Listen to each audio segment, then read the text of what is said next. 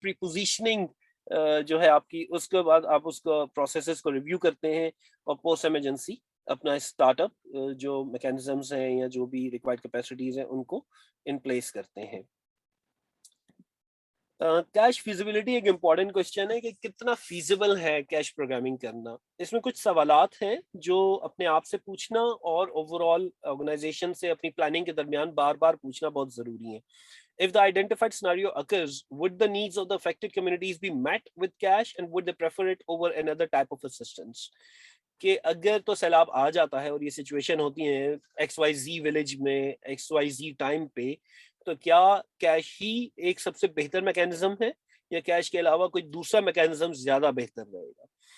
If cash is distributed, would markets be able to provide the goods and services that affected communities need, and would these communities be able to access the markets? ये बहुत important सवाल है। क्या markets भी functional होंगी और लोग उन मार्केट्स को एक्सेस कर सकेंगे, वरना अदरवाइज कैश का कोई फायदा नहीं। Which mechanisms are available to transfer money to targeted beneficiaries? क्या तरीके का वजह करना होगा, आप खुद जाके डिस्ट्रीब्यूट करेंगे कैश या कोई और मैकेनिज्म आपके पास मौजूद है? What are the risks of distributing cash and how can these risks be mitigated? आपके पास कौन से ऐसे रिस्क्स हैं जो कैश के साथ एसोसिएटेड है और कैसे आप उसको मिटिगेट करेंगे? उसमें करप्शन भी है, उसमें और बहुत सारे रिस्क हो सकते हैं, पावर रिलेशनशिप्स जिसकी हम बात कर रहे थे, सोशल इश्यूज हैं, उन सबको देखते हुए। Is cash accepted by key stakeholders such as donors and governments? अच्छा, ये बहुत इंपॉर्टेंट वो है। बहुत सारे कॉन्टेक्स्ट में, इवन पाकिस्तान में भी पास्ट में हमने देखा है बहुत सारे मौकों पे, जब cash is not preferred by donors as well and by government as well। मैंने दोनों सूरत हाल फेस की हैं अपने छोटे से एक्सपीरियंस में, जहां पे कुछ जगहों पे मुझे डोनर्स ने कहा कि जी आप कैश डिस्ट्रीब्यूट नहीं करेंगे, और कुछ जगहों पे गवर्नमेंट की तरफ से रिस्ट्रिक्शंस थी कि जी आप कैश डिस्ट्रीब्यूशन नहीं करेंगे। कैश फिजिबिलिटी के लिए कुछ हमें रैपिड असेसमेंट्स करना, और ये पांचों अलग अलग असेसमेंट्स हैं, तो इसको मिक्सअप मत कीजिएगा। हम ये कर सकते हैं कि हम एक ही असेसमेंट करें लेकिन पांचों ऑस्पेक्ट्स को कवर करें, बट ये पांचों ऑस्पेक्ट्स कवर करना बहुत जरूरी है। आप एक ही बार भी कर सकते हैं, आप पांचों को अलग अलग भी कर सकते हैं। जो रैपिड और ये रैपिड असेसमेंट्स जो हैं, ये अगेन आई एम सेइंग कि ये आप प्री पोजीशनिंग के टाइम पे करें, यानी इमरजेंसी होने से पहले, क्राइसिस होने से पहले। क्राइसिस हो जाए उसके बाद भी कर सकते हैं। फॉर एग्जांपल अगर आप नहीं कर पाए, इमरजेंसी हो चुकी है, आप क्विकली असेसमेंट करके और आप कैश प्रोग्रामिंग करना ही चाह रहे हैं, तो उस सूरत में आपको ये असेसमेंट करना जरूरी है, क्योंकि ये बताएगी आपको कि कैश आपके लिए कितना फीजिबल है। सबसे first and foremost is the needs assessment, जो हम हमेशा करते हैं। वो बुनियादी चीज है, लोगों की जरूरियात हैं क्या। और जब हम सिनारियोज बना रहे हैं और प्री पोजिशनिंग की बात करें, तो फिर हम एक्सपेक्टेड नीड्स की बात करते हैं कि फ्यूचर में अल्लाह ना करे अगर कोई ऐसी सिचुएशन हुई तो किस किस्म की नीड्स अराइज हो सकती हैं। मार्केट असेसमेंट्स, मार्केट कितनी फंक्शनल होगी, कितनी फंक्शनल नहीं होगी, इस वक्त क्या सिचुएशन है, कितना लाइकलीहुड है कि मार्केट भी इमरजेंसी से अफेक्ट होगी या नहीं होगी। पेमेंट प्रोवाइडर मैपिंग, कौन कितने इदारे हैं जो वहां पे पेमेंट्स दे सकते हैं। अगर मुझे फॉर एग्जांपल अगर 4-5 मोबाइल कंपनियां पाकिस्तान की बात कर रहा हूँ जो इंगेज है इसमें, जैस कैश की बात करते हैं, टेलनॉर के अकाउंट्स हैं, इस तरीके से मोबाइल कंपनीज इंगेज हो सकती हैं। मोबाइल बैंकिंग में कौन कौन इंगेज हो सकता है? बहुत सारे बैंक्स हैं जो इस ऑप्शन को यूज कर सकते हैं। कुछ अर्सा पहले मुझे याद पड़ रहा है, बैंक अल हबीब ने एक इंट्रोड्यूस किया हुआ था जिसमें एक बस के अंदर वो अपना पूरा बैंक का सेटअप लेके चल रहे थे। इसी तरीके से तामीर बैंक का हमने खुद किया कैश प्रोग्रामिंग तामीर बैंक के through, that can also be an option. कौन से पेमेंट प्रोवाइडर्स है उसकी मैपिंग आप कर चुकी हो, उनके साथ आपकी इनिशियल बातचीत हो चुकी हो। रिस्क एंड सिक्योरिटी असेसमेंट, आप रिस्क कितना उसमें इन्वॉल्व है, एंड सिक्योरिटी के क्या इश्यूज हो सकते हैं। कैश देने से कहीं आप लोगों को मजीद वल्नरेबल तो नहीं कर देंगे, क्योंकि कैश आपको पता है एक फ्लेक्सिबल ऑप्शन होता है। तो इस वजह से खास तौर पे इमरजेंसीज में it can increase into the vulnerability of the people. कैसे वल्नरेबिलिटी बढ़ा सकता है? वो इस तरह बढ़ा सकता है कि अगर तो आपने उन्हें खाने पीने की चीजें दी हैं तो शायद उसके लूटे जाने के खदशात कम हो, लेकिन कैश के लूटने के, डकैतियों के, चोरियों के खतरात बढ़ सकते हैं जो फर्दर उन लोगों की सिक्योरिटी को एट रिस्क डाल सकते हैं। कॉन्टेक्स्ट असेसमेंट, कॉन्टेक्स्ट में तमाम चीजें आ जाएंगी, उनके सोशल फैब्रिक क्या है, उनके पावर रिलेशनशिप्स क्या है, वहाँ पे इंस्टीट्यूशंस कितने हैं, आपके अपने इदारे की क्या पोजीशन है, आप करना चाह रहे हैं, लेकिन आप गवर्नमेंट की नजर में कोई इतने प्रेफर्ड या रिलायबल इदारा नहीं है फॉर कैश प्रोग्रामिंग, या डोनर की नजर में नहीं है। एक ही डोनर आपको कैश प्रोग्रामिंग के लिए इजाजत नहीं दे रहा, मगर एक दूसरी एनजीओ को इजाजत दे रहा। आपको ये तमाम, आपकी अपनी स्ट्रेंथ्स, आपके अपने गैप्स क्या हैं, एक्सटर्नल कॉन्टेक्स्ट के अंदर अपॉर्चुनिटीज क्या हैं, वहां पे कौन से थ्रेट्स हैं, कौन से चैलेंजेस हैं जो आपको फेस करना पड़ सकते हैं, ये तमाम चीजें आप अपने कॉन्टेक्स्ट में असेस करेंगे। मैं एक बार फिर चैट बॉक्स में देख लेता हूँ। Contracting payment provider is short of omni COC easy पैसा, बिल्कुल आप सही कह रहे हैं सर। बाकी कोई सवालात फिलहाल नहीं है, हम आगे चलते हैं। रैपिड मार्केट असेसमेंट की अगर हम बात करते हैं, तो उससे हमारी ये क्योंकि कॉन्टेक्स्ट एनालिसिस या कॉन्टेक्स्ट असेसमेंट हो, ये नीड्स असेसमेंट, ये ऐसी चीजें जो अक्सर और बेशतर हम करते रहे। मार्केट असेसमेंट बहरहाल एक ऐसी चीज है जिसके लिए हमारे कुछ थोड़ी सी क्लैरिटी होना जरूरी है, और ये मस्ट है क्योंकि बैकबोन है, कैश इसके ऊपर डिपेंड कर रहा है पूरा। तो इसके कुछ स्टेप्स मैंने यहाँ पे लिखे हैं जो आपके लिए करना जरूरी है। आइडेंटिफाइंग की markets and goods and services, markets है, मार्केट प्लेस कौन सी है, वहाँ पे गुड्स एंड सर्विसेज किस टाइप की अवेलेबल हैं। की मार्केट प्लेस जो है वो आपकी जाके child production positioning, pre positioning, जो चाइल्ड प्रोडक्शन कह रहा हूँ, कैश प्री पोजीशनिंग टीम जो है वो उसको जाके असेस करेगी। रेफरेंस एंड क्राइसिस मैप आपको बनाना होगा। रेफरेंस मैप और क्राइसिस मैप से मुराद ये है कि एक नॉर्मल मार्केट जो ऑपरेशनल हो किसी और डिस्ट्रिक्ट में, वहां पे क्या सिचुएशन है, और अगर जो जो area is likely to be hit, वहां पे क्या सिचुएशन होगी। तो नॉर्मल जिस तरीके से ऑपरेट करती है उससे कंपेयर करके आप मार्केट की असेसमेंट कर सकते हैं। यानी एक बिल्कुल फंक्शनल मार्केट जो नॉर्मली हिट नहीं होती किसी इमरजेंसी से, उस पे क्या गुड्स एंड सर्विसेज होती हैं, उस पे किस तरीके के ऑप्शंस मौजूद हैं, और जो इज लाइकली टू हिट उसमें किस, तो उससे आपको आइडिया हो जाता है कि जो आपकी लाइकली टू हिट है, क्या वो एक स्ट्रॉन्ग मार्केट है या वो एक वीक मार्केट है as compare to the neighbouring markets.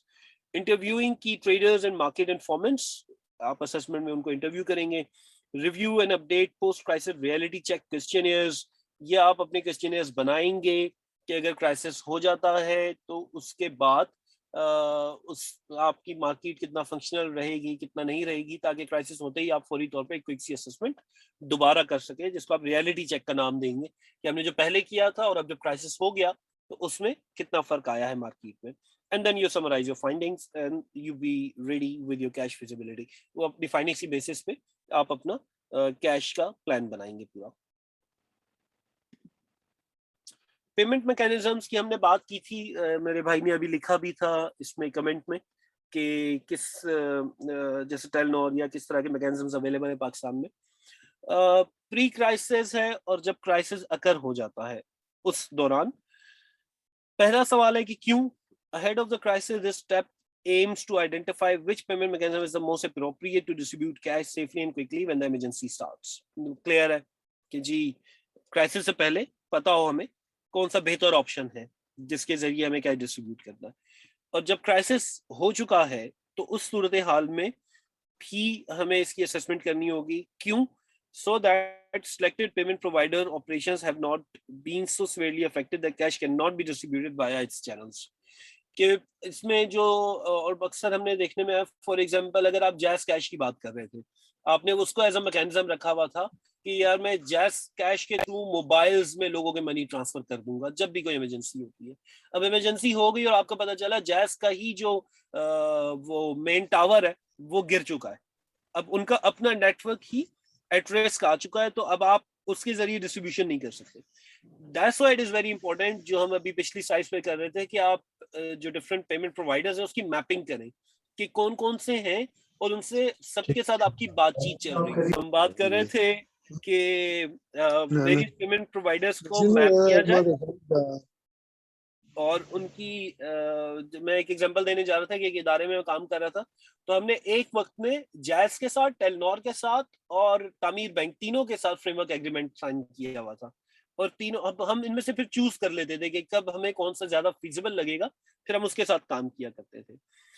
है क्या चीज ये प्री क्राइसिस पेमेंट मैकेनिज्म, ये कैश प्री पोजीशनिंग टीम जो है वो पेमेंट मैकेनिज्म की असेसमेंट करती है, उसके प्रॉस एंड कॉन्स को देखती है, और ड्यूरिंग द क्राइसिस ये है कि वो एक रैपिड वेरिफिकेशन असेसमेंट करती है कि जो पेमेंट प्रोवाइडर्स हैं क्या वो अब भी अपना काम उतने ही उसी तरीके से सर अंजाम दे सकेंगे जिस तरीके से उनसे बातचीत हुई थी आपकी पहले।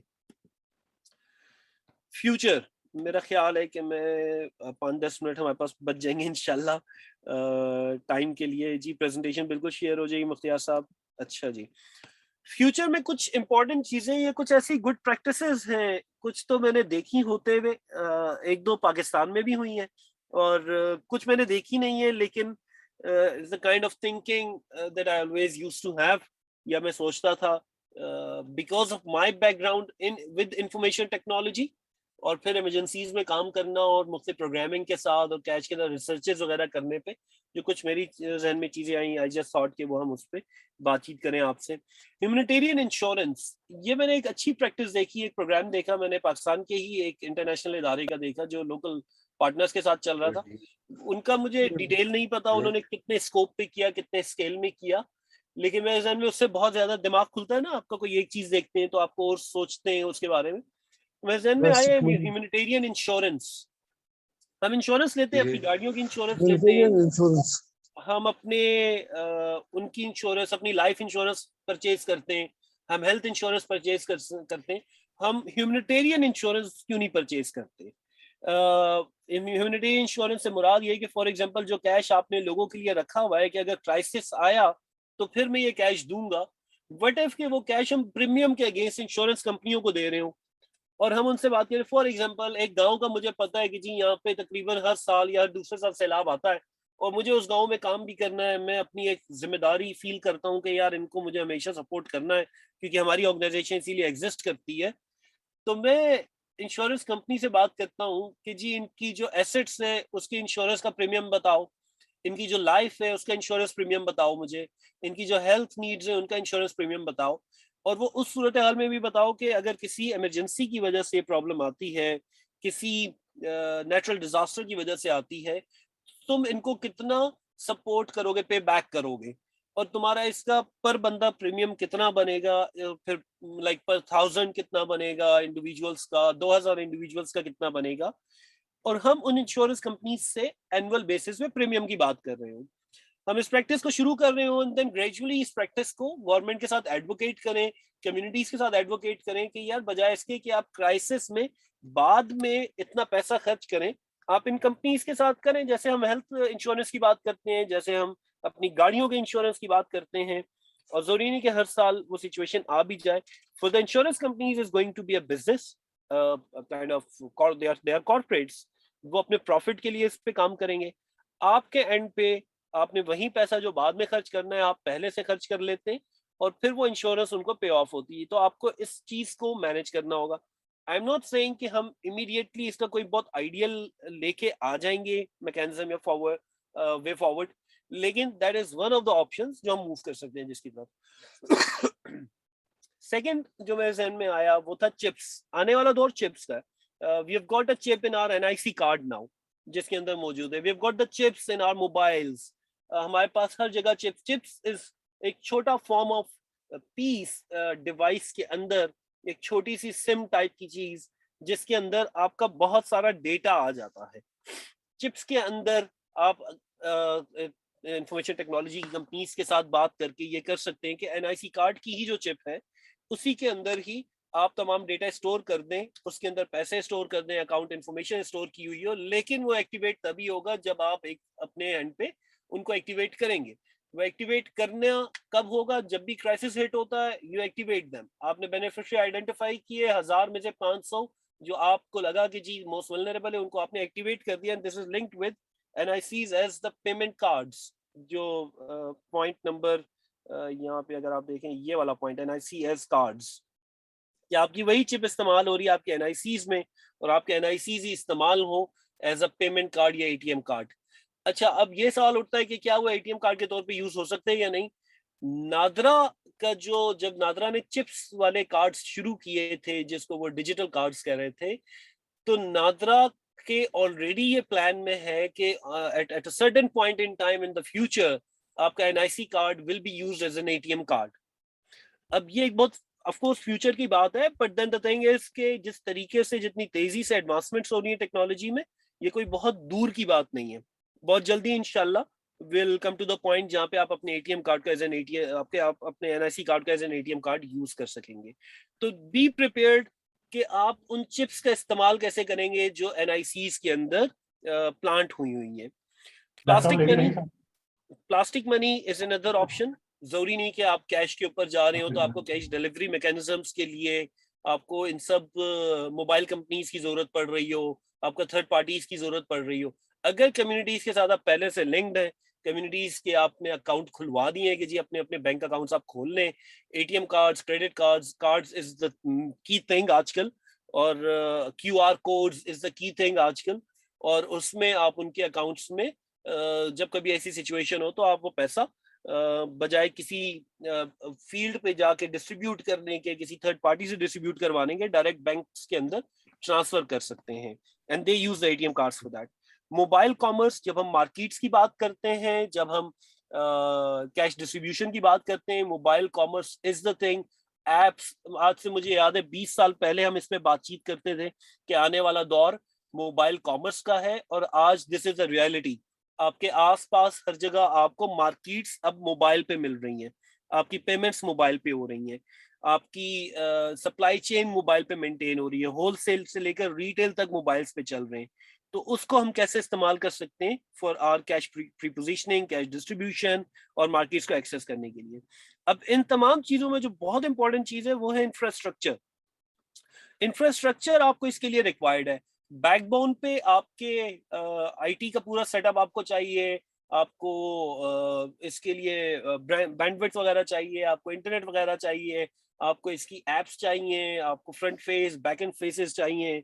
लेकिन ह्यूमैनिटेरियन प्रोग्रामिंग का जो फ्यूचर है, this is what they are going, this is going to be. Fortunately Allah का लाख लाख शुक्र है कि Pakistan is one of the country जहां पे इंफ्रास्ट्रक्चर इस वक्त मौजूद है। ज्यादा अफसोस की बात यह है कि हमारे पास इंफ्रास्ट्रक्चर होने के बावजूद हम उस तरीके से इस्तेमाल नहीं कर पा रहे हैं उसको, क्योंकि आई वर्कड इन अफ्रीका और मुख्तलिफ मुल्कों में काम कर चुका हूँ। मुझे बहुत अच्छी तरह इस चीज का अंदाजा आ चुका है कि जो modern information technology infrastructure Pakistan में मौजूद है वो दुनिया के बहुत सारे ममालिक में बिल्कुल एग्जिस्ट नहीं करता। इस वक्त हम आपसे कनेक्टेड हैं, 43 पार्टिसिपेंट्स बैठे हुए, बहुत सारे ममालिक में ये मुमकिन ही नहीं है। एक सिंपल छोटी कॉल जो 1 to 1 चल रही हो, जूम पे चल रही हो या व्हाट्सएप पे चल रही हो, वो दो बंदों के दरमियान इतनी डिस्टॉर्टेड होती है। कुछ ये है कि 43 पार्टिसिपेंट्स हो और हम बातचीत कर पा रहे हो। तो ये इंटरनेट बैकबोन, इंटरनेट का जो आपका इंफ्रास्ट्रक्चर है, इंफॉर्मेशन टेक्नोलॉजी का जो इंफ्रास्ट्रक्चर है, ये इंफ्रास्ट्रक्चर आपके पास ऑलरेडी मौजूद है, हम उसको उस तरीके से अभी तक कैपिटलाइज नहीं कर पाए। इसमें जो एक इदारा जिससे I am really really impressed, और वो मजेदार बात यह है कि वो कोई प्राइवेट इदारा नहीं है, वो गवर्नमेंट का इदारा है जिसने बहुत जबरदस्त इसको इस्तेमाल किया है। वो है Punjab institute of Punjab information technology board. वो दे हैव रियली कम वे फार, वो विद इन द गवर्नमेंट कर रहे हैं। पंजाब के लिए भी किया है उन्होंने, केपी के लिए, जो केपी में ऑनलाइन एफआईआर सिस्टम है, या पंजाब के बहुत सारे इनिशिएटिव है, ये पीआईटीबी के लिए गए हैं, and they are using this infrastructure to establish everything. दूसरा इंफ्रास्ट्रक्चर जो हमें रिक्वायर्ड है वो है नादरा का, वो भी मौजूद है, और ये दुनिया की one of the biggest databases है। इतनी बड़ी डिजिटल डेटाबेस बहुत कम ममालिक की है, the way we have in NADRA. And NADRA is the one जिसने श्रीलंका में जाके पूरी डेटाबेस सेटअप की है। तो इंफ्रास्ट्रक्चर मौजूद है, हमें उसको इस्तेमाल करना होगा। हमारा रोल क्या होगा इन the future? In the future चाहे हम अपनी मर्जी से करें एक्सेप्ट या ना करें, हमें अच्छा लगे या बुरा लगे, लेकिन फ्यूचर एनजीओस का, सिविल सोसाइटी और खासकर ह्यूमैनिटेरियन एक्टर्स जो है, चाहे वो गवर्नमेंट है चाहे वो हम खुद हैं, हम सब का जो फ्यूचर है वो सिर्फ information and access to services है। यानी हमारा फ्यूचर ये नहीं होगा कि हम सर्विसेज देते रहें, फॉर एग्जांपल फूड बांटते रहें या एनएफआईज देते रहें या हम उनको घर बना के देते रहें। हमारा फ्यूचर जो है वो यही होगा कि हम थर्ड पार्टीज पे रिलाई करेंगे, लोगों के पास कैश जाएगा, हमारा काम इंफॉर्मेशन पास ऑन करना होगा, यानी लोगों के मसाइल क्या हैं उसको सर्विस प्रोवाइडर्स तक लेके आना, सर्विस प्रोवाइडर्स कैसे उन लोगों तक एक्सेस कर सकते हैं वो इंफॉर्मेशन लोगों तक पहुंचाना, और एक्सेस टू सर्विसेज को इंश्योर करना कि लोग कैसे एक्सेस कर सकते हैं इन डिफरेंट सर्विसेज को। हम में से जो इन चीजों के लिए पहले से तैयार हो जाएगा वो आगे सस्टेन करेगा, वो आगे काम कर पाएगा ड्यूरिंग द इमरजेंसीज। हम में से जो इसके लिए तैयार नहीं होगा at certain point in time, वो आउटडेटेड होगा, वो मार्केट से, जो डेवलपमेंट सेक्टर की मार्केट है उससे आउट हो जाएगा, ह्यूमैनिटेरियन रिस्पॉन्सेज से आउट हो जाएगा। जल्द या बदेर, this is where we are moving ahead. So it is important that we prepare ourselves for the future scenarios. I'm sorry I've taken a lot of time आपका, लेकिन I hope you will have some time available Kamran साहब for the सवालात and जवाबात. Thank you Wajahat साहब. कमरान साहब सिर्फ एक सवाल में इसमें जवाब दे दूं. इन्होंने कहा था कि जी प्लास्टिक मनी क्या है. प्लास्टिक मनी ऐसे तमाम मैकेनिज्म्स हैं जिसमें आप अपने कार्ड्स इस्तेमाल करते हैं. क्रेडिट कार्ड्स हैं, डेबिट कार्ड्स हैं, that's what we call the plastic money today. जो आजकल की जुबान, आजकल जिसे हम कहते हैं कि आप पेपर मनी इस्तेमाल नहीं कर रहे, नहीं अपने वॉलेट में आप 10,000 के नोट लेके नहीं घूम रहे, बल्कि एक कार्ड लेके घूम रहे जो प्लास्टिक का बना हुआ है और उसको इस्तेमाल कर रहे हैं आप. जी कामरान साहब सॉरी. जी शुक्रिया वजाहत साहब, थैंक यू सो मच. बहुत ही इंफॉर्मेटिव और अपडेटेड प्रेजेंटेशन थी. अभी मैं पार्टिसिपेंट से रिक्वेस्ट करता हूं कि अगर उनका कोई भी क्वेश्चन है तो इस तरतीब से कि वो हैंड रेस करें, तो बारी बारी हम एक एक को जो है ये बुलाएंगे और वो अपना क्वेश्चन करेगा और फिर उसके बाद आप रिप्लाई करेंगे इंशाल्लाह. तो जो भी हैं वो अपना हैंड काइंडली रेस करें. और जी अनवर इकबाल साहब, अनवर इकबाल साहब अगर आप जी अस्सलाम वालेकुम जी. जी मैं हैंड में होता हूँ जी, CFO यहाँ पे. तो मुझे पूछना था इनसे कि जो कैश की लिमिट है उसूलन वो जो है आप उसको क्या सजेस्ट करते हैं कि वो कितनी होनी चाहिए किसी एक भी बेनिफिशियरी को देने के लिए. और दूसरा ये कि जो EAD हमें अप्रूव करता है, जो हमें हमारे साथ उसने एग्रीमेंट किया हुआ है, तो उसमें वो लिखता है कि जी 20,000 से ज़्यादा की जो है ट्रांजेक्शन वो बैंकिंग चैनल के थ्रू अलावा नहीं कर सकते आप. तो इस पर भी जरा जी गाइड कीजिएगा प्लीज. जी श्योर अनवर साहब, thank you very much, good question. जो लिमिट है उसका तयन 2-3 चीज़ों पे होता है. एक तो ये कि ग्राउंड पे नीड्स क्या है, मुख्तलिफ जगहों पे लोगों की ज़रूरियात और उसकी लिमिट डिफरेंट हो सकती है. कुछ जगहों पे महंगाई बहुत ज़्यादा होती है, इन्फ्लेशन बहुत ज़्यादा होता है, वहाँ पे चीज़ें महंगी होती हैं, तो आपको उसी हिसाब से रखना पड़ता है. जैसे बहुत सारे मुल्कों में एक सेब जो है वो शायद आपको $2 का मिल रहा हो, जबकि यहाँ $2 का 1 किलो सेब मिल जाएगा आपको. तो आपको मार्केट को देख के, इन्फ्लेशन को देख के और लोगों की नीड्स को देख के उसका आप तयन करते हैं. और सेकंड चीज़ फिर ये गवर्नमेंट आ जाती है कि जिस जगह आप काम कर रहे हो तो गवर्नमेंट के साथ क्या सेटअप है. तीसरी चीज़ जो है वो डोनर आ जाता है कि डोनर आपको क्या लिमिट असाइन कर रहा है, क्या नहीं कर रहा. जो इकोनॉमिक अफेयर डिवीजन का है कि 20,000 से ऊपर आप जो भी कैश करेंगे वो बैंकिंग के थ्रू करेंगे. हमने इस पे जो अभी बात की ना थर्ड पार्टी मैकेनिज्म्स की, थर्ड पार्टी मैकेनिज्म्स जो हैं उसमें 20,000 से ऊपर इज एक्सेप्टेबल. फॉर एग्जांपल अगर आप जायज़ की बात करें, टेलनॉर की बात करें या तामीर बैंक की बात करें, तो वो ट्रांजैक्शंस जो है 20,000 से ऊपर भी की जा सकती हैं उनसे. इसको थोड़ा समझना जरूरी है कि इकोनॉमिक अफेयर डिवीजन एक कंडीशन इसलिए लगाता है ताकि इस किस्म की पेमेंट्स को ट्रैक किया जा सके जो बड़ी पेमेंट्स में काउंट होती हैं. तो जो थर्ड पार्टी होते हैं उनके पास पूरा रिकॉर्ड पे मेंटेन रहता है, वो ट्रैक हो सकती है, ट्रेसेबल होती हैं. तो हर वो डिलीवरी मैकेनिज्म जो ट्रेसेबल होगा उसमें आप कैश 20,000 से ज्यादा दे सकते हैं. ये कंडीशन सिर्फ उस सूरत में जब आप खुद जाके कैश यानी हार्डकोर कैश हाथों में दे रहे हैं, तो वो 20,000 रुपए जो आप हाथों में दे रहे हैं बगैर किसी चैनल की यूज किए, उसको आप 20,000 से ऊपर नहीं कर सकते. थैंक यू जी. Thank you. और किसी का कोई क्वेश्चन हो तो काइंडली पूछ सकते हैं. जी फयाज साहब. जी जी सर, वजाहत साहब बस ये पूछना था कि ज़ाहिर है जिस तरह आप कह रहे हैं कि जो फ्यूचर है हमारा उसमें शायद ज़ाहिर है जो कैश प्रोग्रामिंग है उस तरीके से फिर इफेक्टिव नहीं रहेगी, और ज़ाहिर है हमारे पाकिस्तान में डोनर बेस भी कम हो गया, और अगर हम कॉन्टेक्स्ट में देखें तो शायद उस तरीके से चीज़ें नहीं भी हो पा रही. ज़ाहिर है उस तरीके से इमरजेंसी भी नहीं है. तो थोड़ा सा मुझे ये बताएं कि ज़ाहिर है अगर हम फ्यूचर की रिजिलियंसी देखें कम्युनिटीज़ की, ठीक है, तो ये जो गवर्नमेंट का एहसास प्रोग्राम चल रहा है वो किस तरीके से जो है आप इनलाइन होगा कैश ट्रांसफर के साथ, और ज़ाहिर है फिर जो एहसास प्रोग्राम है उसको किस तरीके से हम मतलब इम्प्लीमेंट होगा ताकि वो जो रिजिलियंस का आस्पेक्ट है वो हो जाए, और फिर जो कम्युनिटीज है उनको डायरेक्ट जो कैश इंजेक्ट करते हैं उस पर उनकी रिलायबिलिटी कम हो जाए.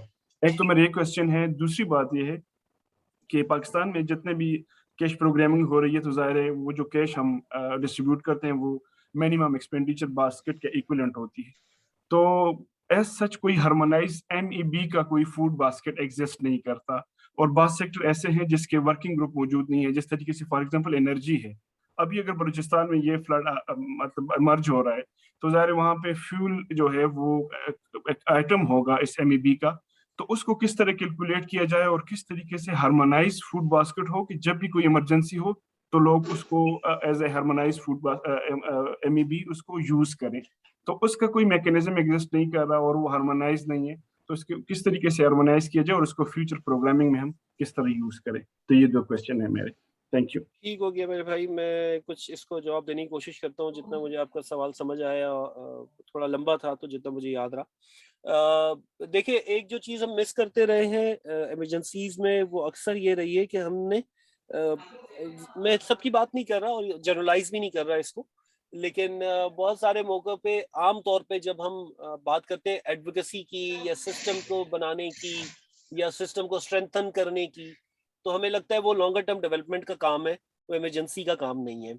जबकि जो एडवोकेसी का काम है या सिस्टम्स को एस्टैब्लिश करने का काम है, वो वेरी मच ह्यूमैनिटेरियन वर्क ही है, वो इमरजेंसीज का ही काम है। हाँ, उसका जो टाइमिंग है वो टाइमिंग ड्यूरिंग इमरजेंसी नहीं है, वो टाइमिंग वो है जो इमरजेंसी से पहले या इमरजेंसी के बाद की है। तो अब हमें करना क्या है? हमें करना ये है कि आपका चाहे एहसास प्रोग्राम हो या आप मिनिमम फूड बास्केट को फिक्स करना चाह रहे हो या आप एनर्जी या इस टाइप के वर्किंग ग्रुप स्टैब्लिश करना चाह रहे हो, इन तमाम चीजों में हमें गवर्नमेंट के साथ मिलकर एडवोकेट करना पड़ेगा, हमें पॉलिसीज बनानी पड़ेंगी, हमें बिल्स पास करवाने होंगे, हमें लॉज पास करवाने होंगे। इस वक्त जो एक बहुत बड़ा गैप है वो ये कि हमारे यहाँ कवानीन को आमतौर पर लॉन्गर टर्म डेवलपमेंट का काम समझा जाता है कि पॉलिसी बनानी है, लॉ बनाना है, तो वो जो लॉन्ग टर्म डेवलपमेंट की एनजीओज हैं वो एडवोकेसी करेंगी, कैंपेन्स चलाएंगी और लॉ बनवाएंगी और पास करवाएंगी और ज्यादातर ह्यूमन राइट्स पे और इन चीजों पे करवाएंगी। जबकि हमें जरूरत है इस चीज की कि हम गवर्नमेंट के साथ जो गवर्नमेंट के रेगुलर डेवलपमेंट प्रोग्राम है, चाहे वो एहसास प्रोग्राम है, एहसास प्रोग्राम ही क्यों, आपका ज़कात का जो मैकेनिज्म्स है, आपका बैतुल माल का जो मैकेनिज्म्स है, उसकी पॉलिसीज हम गवर्नमेंट के साथ क्लोजली बना रहे हो, एक्शन प्लान्स बना रहे हो। हम में से बहुत सारे अक्सर जो हमारा एक बहुत बड़ा गैप रहता है मुख्तलिफ एनजीओज के साथ काम करते हुए, गवर्नमेंट के साथ काम करते हुए, डिस्ट्रिक्ट्स में काम करते हुए, कि आपको इल्म होगा कि हर डिस्ट्रिक्ट का एनुअल नेशनल एक्शन प्लान बनता है, जो एनुअल डेवलपमेंट प्लान बनता है। आज तक मैंने बहुत कम कोई ऐसा प्रोजेक्ट देखा है किसी एनजीओ में कि जो प्रोजेक्ट बनाते हुए डिस्ट्रिक्ट एनुअल डेवलपमेंट प्लान हमने निकाल के देखा हो, उससे हमने लिंक किया हो। तो हमें गवर्नमेंट के साथ बहुत क्लोजली काम करने की जरूरत है, हमें इन तमाम पॉलिसीज को एस्टैब्लिश करने की जरूरत है, प्रोसीजर को एस्टैब्लिश करने की जरूरत है। जहां तक फूड बास्केट के कंसिस्टेंट होने का ताल्लुक है, तो वर्ल्ड फूड प्रोग्राम का जनरली जो फूड बास्केट है वो फिक्स्ड है for the emergency responses. Context को देख के माइनर चेंजेस उसमें आ जाती हैं, लेकिन न्यूट्रिशनल नीड्स को देखते हुए फिक्स रखा जाता है। एक खाली मुझे जो इंस्टेंस याद है वो था सीरिया रिस्पॉन्स, जहां पे फूड बास्केट को सीरिया रिस्पॉन्स के अकॉर्डिंगली चेंज किया गया था। But anyways, speaking of Pakistan, world food program हो या कुछ भी हो, this they are not government of Pakistan, वो पाकिस्तान का हिस्सा नहीं है, दैट्स यूएन या वो एनजीओ है। एंड ऑफ द डे आपका मुल्क है, तो हमें और आपको खुद बैठ के अपने मुल्क की नीड्स के मुताबिक अपने सिस्टम्स खुद एस्टैब्लिश करने होंगे। थैंक यू, आई होप कि I have answered your question to some extent. Thank you sir, thank you, thank you. जी इफ्तिखार साहब WFP से, जी आपका कोई क्वेश्चन है? Thank you very much, colleagues. Actually, it's not a question, it's just a comment, if you allow me. Please, sir. Thank you. Thank you very much, Wajat. Excellent presentation, काफ़ी informative थी। आपने अपनी presentation में targeting की बात की, I think, और उसको बहुत थोड़ा सा टच किया। आई अंडरस्टैंड कि आपका जो शायद फोकस था प्रेजेंटेशन का वो डिफरेंट एस्पेक्ट पे था, लेकिन targeting is the most important element in all this process. और जैसा कि आपने अपनी प्रेजेंटेशन के स्टार्ट में कहा कि बाज़ औक़ात समटाइम जब आप फॉर एग्जांपल कोई टेंट किसी को देते हैं और वो सेल कर देता है, तो why they sell it, may be that was not rightly targeting that household or not। अगर उसकी नीड थी तो जिस पर्सन की नीड होती है he will never cell, even अगर फूड बास्केट देते हैं या कोई भी चीज देते हैं, अगर वो उस हाउस होल्ड की नीड है तो they will never cell it. कौन सेल करेगा? जिसकी वो नीड्स नहीं होगी। तो इन उस कॉन्टेक्स्ट में जो टारगेटिंग होती है, that is the most important, कि जिन लोगों को आप फैसिलिटेट कर रहे हैं, कैश दे रहे हैं या फूड दे रहे हैं, are they needy persons. Of course जो आपने नीड्स असेसमेंट की बात की है, नीड असेसमेंट आपको गाइड करेगी, और फिर उससे आगे वाला स्टेप कि आपके बेनिफिशियरी कौन से होने चाहिए, उसका क्या क्राइटेरिया होना चाहिए, किन हाउस होल्ड को आपको टारगेट करना है, नंबर वन। नंबर दूसरा कमेंट, ऑफ कोर्स जो आपने जो CNIC की बात की और फिर उसके अंदर जो स्मार्ट चिप्स की बात की है, वो एक again it's a challenge as per our experience के बाज़ औक़ात। फॉर एग्जांपल CNIC कार्ड्स के ऊपर एड्रेस जो होता है वो किसी एक एरिया का लिखा हुआ है, लेकिन over the past many years वो जो हाउस होल्ड होता है वो किसी और जगह पे रह रहे होते हैं। तो ये भी एक चैलेंज है कि आपको फिजिकली भी देखना होगा कि हाउस होल्ड फिजिकली क्या वो उस एरिया ऑफ इमरजेंसी के अंदर मौजूद है या he is now living in somewhere else. तो ये just a comment from my side. Over. ठीक हो गया इफ्तिखार साहब, बस क्विकली इस पे इतना रिस्पॉन्ड करूंगा। आपकी पहली बात से मैं फुली एग्री करता हूँ कि targeting is really very important, और फिर कभी इंशाल्लाह मौका मिला तो टारगेटिंग पे तफसीलन गुफ्तगू करेंगे कि टारगेटिंग के क्या मैकेनिज्म्स हो सकते हैं, किस तरीके से की जा सकती है। जो आपकी दूसरी बात है ATM कार्ड्स की और उसको इस्तेमाल करने की, उसमें थोड़ा सा जो मेरा पॉइंट था वो थोड़ा सा डिफरेंट था। वो उन चिप्स को इस्तेमाल करने का था, और जब हम चिप्स को इस्तेमाल करके और इंफॉर्मेशन IT के साथ लिंक करते हैं, मॉडर्न टेक्नोलॉजी के साथ लिंक करते हैं, तो वो आपकी लोकेशंस, वो आपकी चिप के अंदर पूरे डेटा को अपडेट कर सकता है। तो इवन आप उनकी लोकेशंस भी ट्रैक कर सकते हैं कि वो इस वक्त कहाँ पे मौजूद है, उस बेनिफिशियरी का हिस्सा है या नहीं है। But thank you very much sir, point well taken. Kamran साहब, साजिद साहब का पहले हाथ खड़ा हुआ था। जी, साजिद साहब से रिक्वेस्ट करते हैं कि उनका कोई क्वेश्चन हो तो वो पूछ सकते हैं। साजिद साहब, अगर आप लाइन पे हैं तो अपना क्वेश्चन काइंडली पूछ लें। मेरे ख्याल में साजिद साहब फिलहाल अवेलेबल नहीं है। अनवर इकबाल साहब की तरफ जाते हैं। अनवर इकबाल साहब, आप क्वेश्चन पूछ सकते हैं। जी, मेरी क्वेश्चन तो नहीं, इनसे एक रिक्वेस्ट थी वजाद साहब से। वो ये कि क्योंकि हमने ये जो सारी बात की है डिस्ट्रीब्यूशन कैश की, तो वो हमने पर्सपेक्टिव में बात की है अपनी साइड से, डोनर्स की साइड से, जो देने वाली कंपनी है, ऑर्गेनाइजेशन, NGOs है। मगर साथ में अगर हम इसमें थोड़ा सा इनकॉर्पोरेट उसका भी कर लें कि जो जिस लेवल पे जाके हम कैश डिस्ट्रीब्यूट करते हैं, तो अगर उसमें बैंकिंग सेक्टर या जो टेलीकॉज है, हम उनको जब इन्वॉल्व करते हैं तो उनकी वहाँ पर जो है ना इंफॉर्मेशन उनके पास मौजूद नहीं होती कि वो किस तरह जाके कैश लें या वो करें। तो उसकी भी हमें पहले से जो है वहाँ पे एडवोकेसी कर देनी चाहिए कि जी आपको हम अगर कैश डिस्ट्रीब्यूट करेंगे तो ये मीन्स होंगे उसके आने के आपके पास। तो ये भी अगर आप अपनी स्लाइड में कहीं इनकॉर्पोरेट करें तो इसका फायदा होगा। Thank you. बिल्कुल जबरदस्त सजेशन है आपका अनवर साहब, और मिस्टेक एट माय पार्ट कि मैंने इस पर ज्यादा बातचीत नहीं की। मैंने एक्चुअली एज्यूम कर लिया था कि हम अगर ये सारे काम करने जा रहे हैं तो ऑटोमेटिकली शायद हम बेनिफिशरीज को प्रिपेयर कर चुके हों, तो वो मुझसे मिस हो गया स्लाइड में डालने से। But point very well taken, very well identified कि आप ये जितना काम करने जा रहे हैं उसके लिए आपकी community should be prepared as well. Thank you, बहुत शुक्रिया।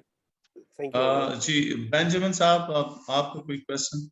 जी sir, thank you so much. सबसे पहले तो आप सबका बहुत शुक्रिया जहाँ साहब का कि इतना अच्छा, बड़ी अच्छी प्रेजेंटेशन थी और बड़ा नई चीजें इसमें देखने सीखने को मिली हैं। मेरा भी एक थोड़ा सा एक्सपीरियंस है इसमें काम करने का।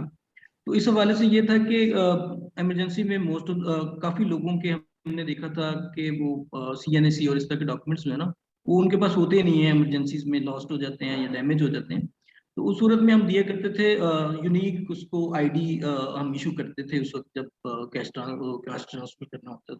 तो पूछना ये चाह रहा हूँ जहाँ सबसे कि क्या ये यूनिक ID वाला जो हम करते थे काम, क्या इस सिनेरियो में जो मौजूदा सिचुएशन चल रही है, जैसे गवर्नमेंट किसी भी CNIC के बगैर हम कोई भी पेमेंट ज़रा मुश्किल होती है, और बल्कि आजकल तो बहुत ही सख्ती इस हवाले से, तो क्या हम ये कर सकते हैं unique ID card, unique ID issue करके?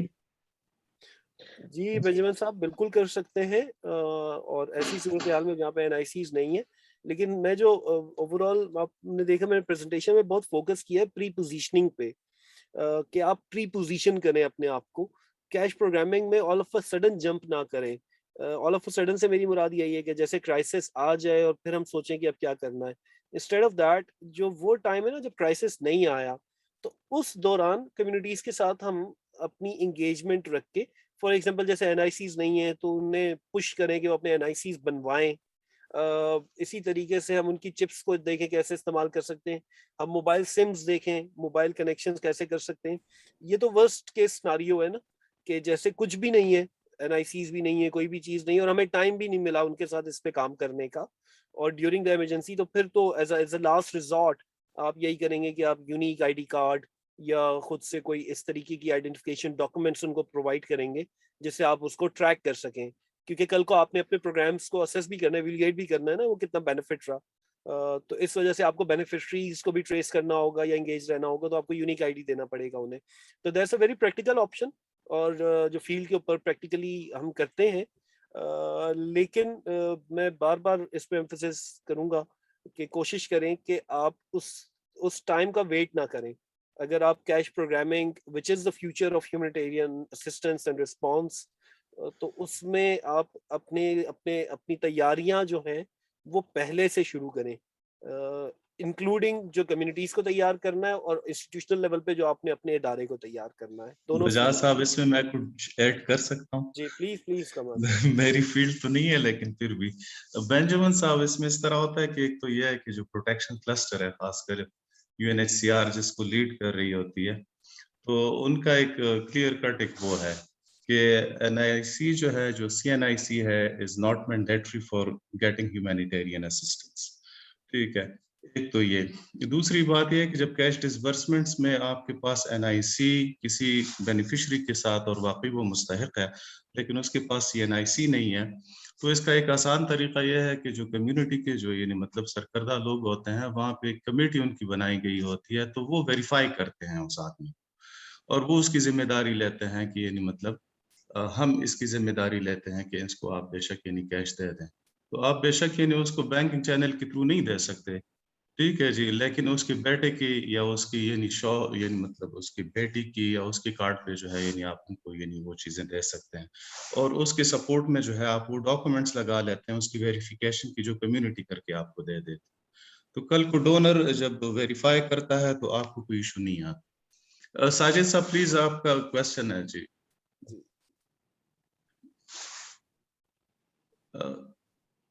साजिद साहब, सर आप अपना क्वेश्चन। जी Kamraj, thank you so much. Sorry वो मैं Yes, गॉट sir. डिस्कनेक्टेड, तो मेरा ख्याल है पहले भी आपने क्वेश्चन नहीं है। एक तो वजात, thank you so much for बहुत डिटेल्ड और very insight to this program. सिर्फ मैं just wanted to add, question हुआ था regarding the harmonised food basket. Actually तो अगर हम ऑन पेपर देखें तो there is already harmonised food basket exist, जो कि 2012 में I think basing on the experience of 2010 and 11 flooding, NDMA, UNICEF, and WHO and WFP, इन्होंने ये कमेटी बनाई गई थी जिसने ये फूड बास्केट जो है ये फिर बेसिकली एक फॉर्मुलाइज की थी कि जी कि ये स्टैंडर्ड फूड बास्केट होगी।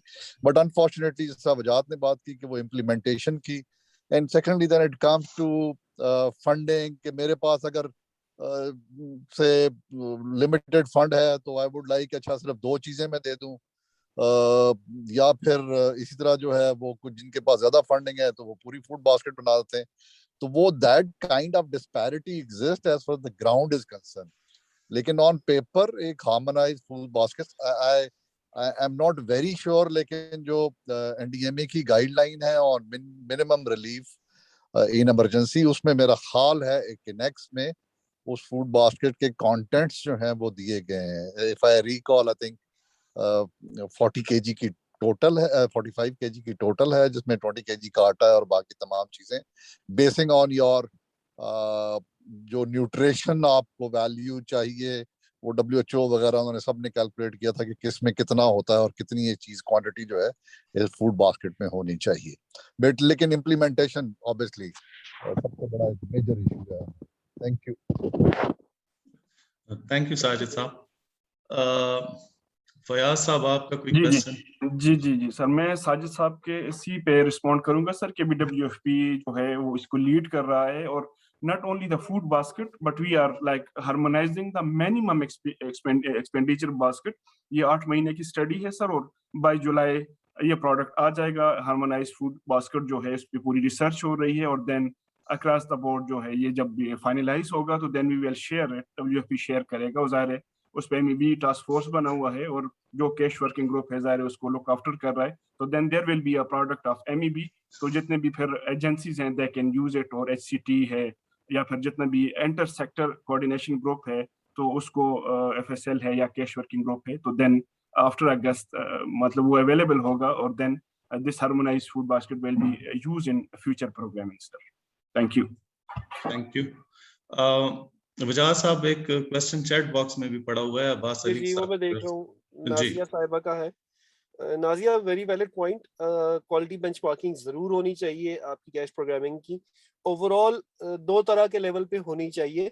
एक आपकी अपने इदारे की होनी चाहिए, जब आप प्री पोजीशनिंग के ऊपर काम करें, जब आप अपने प्रोग्राम की डिजाइनिंग करें तो आप उसकी क्वालिटी बेंचमार्क्स खुद भी सेट करें कि आप फॉर एग्जांपल अगर बेनिफिशियरी आइडेंटिफाई कर रहे हैं तो व्हाट इज दैट क्वालिटी, जैसे जो मीट करेंगे आप तो पता चलेगा कि आपकी बेनिफिशियरी आइडेंटिफिकेशन बहुत अच्छी हुई है। आप पेमेंट मैकेनिज्म कर रहे हैं, मार्केट असेसमेंट्स कर रहे हैं, तो उसकी क्वालिटी बेंचमार्क्स क्या होंगे जो ये इंडिकेट करे कि ये सबसे अच्छी है, जो आपके ओवरऑल मॉनिटरिंग एंड इवैल्यूएशन का हिस्सा होगा। लेकिन एक क्वालिटी बेंचमार्किंग स्ट्रेटेजिक लेवल पे होनी चाहिए एट द नेशनल लेवल, जहां अभी हम बात भी उसी से लिंक्ड है जो अभी बातचीत चल रही थी कि जब आप मिनिमम एक्सपेंडिचर बास्केट की बात कर रहे हैं, आप फूड बास्केट्स की बात कर रहे हैं, तो इसी तरह आप कैश प्रोग्रामिंग के ऊपर भी बात कर रहे हो कि कैश प्रोग्रामिंग जब भी की जाए तो क्या उसके डिफरेंट लिमिटेशंस होंगी, क्या उसके डिफरेंट स्टैंडर्ड्स होंगे जो आपको सेट करने होंगे, चाहे वो फिर एक छोटा इदारा करे या वो कोई एक नेशनल स्केल का इदारा करे या इंटरनेशनल इदारा करे या UN करे, लेकिन वो क्वालिटी बेंचमार्क मिनिमम होगा कि जिसको लाजमी अचीव करना चाहिए। That of course is a multi stake holder thing. जब हम स्ट्रेटेजिक लेवल पे बात करते हैं तो इंस्टीट्यूशनल लेवल पे हर इदारे को अपना बनाना होगा, और नेशनल लेवल के ऊपर डिफरेंट स्टेक होल्डर्स को मिल के क्वालिटी बेंचमार्किंग सेट करनी होगी इसकी। But point well taken, I fully agree with you. Wajahat साहब, एक और सवाल भी है, वो मेरे ख्याल में मोहम्मद अब्बास साहब, अब्दुल्ला साहब, उन्होंने अच्छा रीड अच्छा, से लिखा है ऊपर कि है। How to tackle the barriers during distribution like monopoly of banking vendors, people are unable to use ATM और unavailability of ATM, corruption vendors like franchise man। ये मुझे बताइएगा, ये सवाल काफी ऊपर है या नीचे है? जी, ये नाजिया खान के सवाल से बस ऊपर ही। चलिए, काइंडली शेयर द ये प्रेजेंटेशन। मोहम्मद अब्दुल्ला अवैस साहब जो हैं।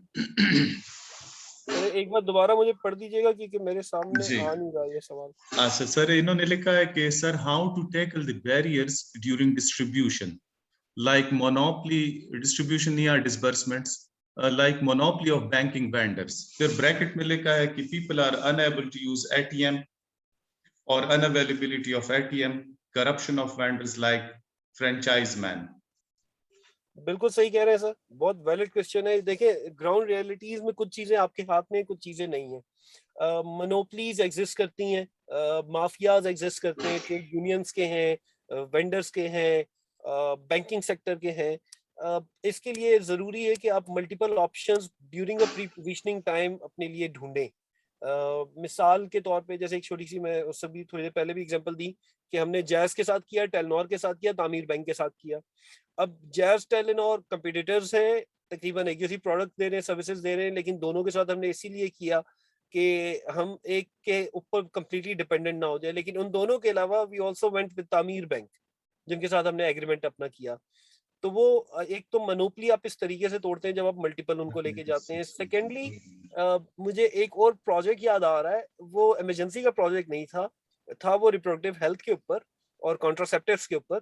लेकिन उसमें हमने कॉर्पोरेट्स को इनकरेज किया था कि वो अपनी मार्केट स्टैब्लिश करें, यानी छोटे वेंडर्स पे, जो छोटे दुकानदार हैं, उनको हमने कहा कि हम इनिशियल सप्लाईज कॉन्ट्रासेप्टिव्स की आपकी दुकानों पे खुद खरीद के रखेंगे।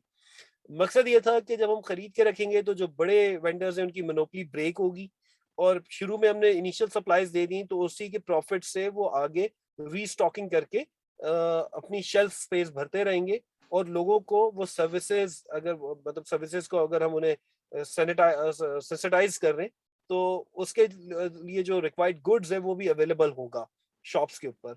तो आप जो इस तरीके के सर्विस प्रोवाइडर, ये वेंडर्स की खासतौर पे बात कर रहा हूँ या ट्रेड माफियाज की बात कर रहा हूँ, कि वहां पे आप इस तरीके की प्रोग्रामिंग इवन बिफोर इमरजेंसीज या ड्यूरिंग द इमरजेंसीज कर सकते हैं, जहाँ पे आप इनकरेज कर रहे हो दूसरे उनको कि वो आए।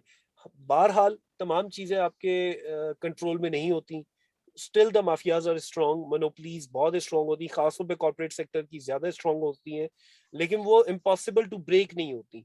पॉसिबल होता है उन मोनोपलीज को टैकल करना, अगर आपके अपने तौर पे नहीं हो पा रहे हो। Of course you can engage with the chambers of commerce, आप लीगल एंटिटीज के साथ भी एंगेज हो सकते हैं।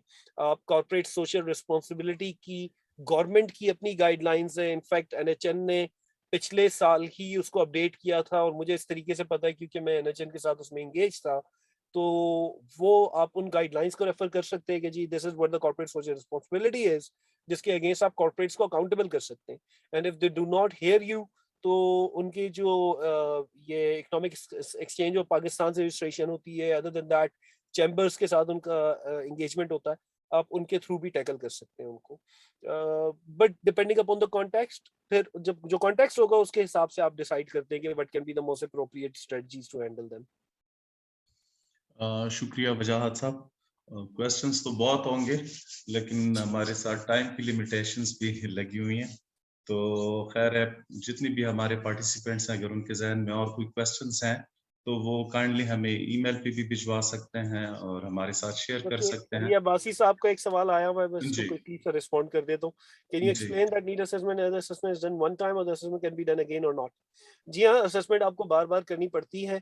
एक बार तो आपने कर दी अपने सिनेरियोस को देखते हुए जो इमरजेंसीज के हवाले से, लेकिन आप पीरियोडिकली, दूसरे से लिंक भी है जो बेंजामिन साहब का भी है कि how often do we need to review and update the pre positioning. Depend करता है सर आप किस तरह के कॉन्टेक्स्ट में काम कर रहे हैं। अगर आप किसी ऐसे कॉन्टेक्स्ट में जहाँ पे नेचुरल डिजास्टर या इमरजेंसी रिकरिंग है, यानी हर साल रेगुलर आ रही है, तो शायद आपको एनुअल बेसिस पे प्री पोजीशनिंग करनी पड़ेगी। लेकिन अगर वो ट्वाइस अ ईयर एक थोड़ा बड़े स्केल का आता है, उतना ज्यादा वो क्विक हो जाएगा। अगर इसी तरह 3 साल में एक बार आ रहा है या 5 साल में कभी आप ज्यादा मेजर इमरजेंसीज अफेक्ट होते हैं, तो फिर आप अकॉर्डिंगली उसका review. But it is generally preferable यही है कि आप एनुअल बेसिस पे अपनी प्री पोजीशनिंग को एटलीस्ट रिव्यू करें और अपडेट करें। असेसमेंट इसी तरीके से लिंक्ड है, क्योंकि जब आप प्री पोजीशनिंग को अपडेट करेंगे तो आपको एक क्विक रैपिड असेसमेंट अपडेट करनी पड़ेगी। एक बार आपने असेसमेंट कर ली और अगर कॉन्टेक्स्ट में कोई मेजर चेंज नहीं है, अगेन आई एम रिपीटिंग, आपने असेसमेंट की, नीड्स असेसमेंट, मार्केट असेसमेंट, सारी चीजें की, 1 साल गुजर गया, इस 1 साल में कोई इतना बड़ा इंसिडेंट नहीं हुआ, कोई इतनी बड़ी चीज इवेंट नहीं हुआ जिससे सिचुएशन ज्यादा बदली हो, तो फिर आप दोबारा पूरी असेसमेंट नहीं करेंगे, आप सिर्फ उसको अपडेट करेंगे 1 साल के बाद। लेकिन अगर कोई बड़ा इवेंट अगर हो जाता है, नॉट नेसेसरली कोई इमरजेंसी आई हो, लेकिन उसके अलावा फॉर एग्जांपल अचानक से महंगाई बहुत शदीद बढ़ गई, अब बहुत ज्यादा महंगाई बढ़ी, क्रेजली बढ़ गई, तो हो सकता है फिर आपको दोबारा असेसमेंट करनी पड़ जाए 1 साल के बाद। बट कॉन्टेक्स्ट के हिसाब से आप डिसाइड करते हैं। थैंक यू वजाहत साहब।